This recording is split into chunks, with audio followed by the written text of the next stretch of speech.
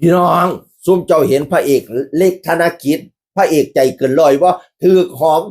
มว่าแม่นผู้สาวหอมนี่ผู้บ่าวหอมผู้บ่าวหอมพี่น้อง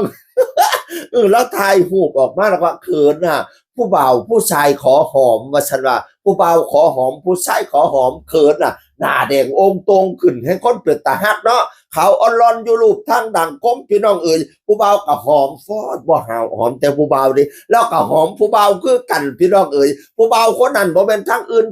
ดิเบิ้ลปทุมราชเราไปแลกกันบันลังก์หมอล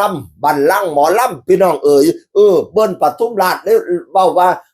ผมขอหอมได้ไหมว่าซั่น ผมขอหอมได้ไหมว่าซั่นเบิ้ลปทุมราชแล้วบอกว่าตั้งแต่เล่าโสดนี่จักเราเป็นจังไดก็บ่ฮู้บุผมขอหอมได้ไหมเล็กธนกิจก็ได้ครับว่าซั่นย่างไปให้เบิ้ลปทุมราชหอมอยู่เก้าอี้อยู่โต๊ะพุ่นเด้พี่น้องย่างแก้มให้เบิ้ลปทุมราชหอมเขาขอหอมแล้วผ่อนหอมเขาขึ้นพร้อมบัดนี้เนี่ยพี่น้องเป็นตาฮักเป็นตาเพียงเป็นตาแย้งเป็นตาเบิงโอ้ยจะเป็นเฮ็ดดีให้เล็กอนุชารายการบัลลังก์หมอลำพี่น้องเอ๋ย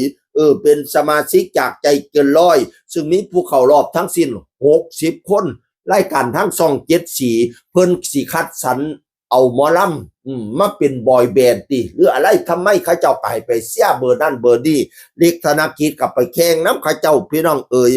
ไปเบิ่งเด้อไปเบิ่งคลิปเด้อเบิ่นขอหอมเรา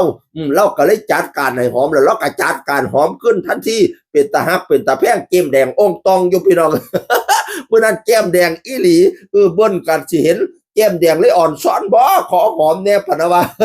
เป็นตาฮักทั้งเบิ่นเป็นตาฮักทั้งเล็กพี่น้องเอ๋ยโอ้ยเป็นภาพที่ใครเห็นแล้วก็น่าอิจฉาแม่ๆทั้งหลายก็มาเม่นว่าบักลาก็เป็นตาหอมอีหลีอิจฉาเด้อยากหอมเด้แก้มก็หอมเป็นตาหอมให้เขาอ่อนร้อนให้โอ้ยมื้อใดเนาะสิได้หอมมีแต่คนเข้าไปเบี้ยนพี่น้องมีแต่คนอ่อนช้อนอยากหอมเรา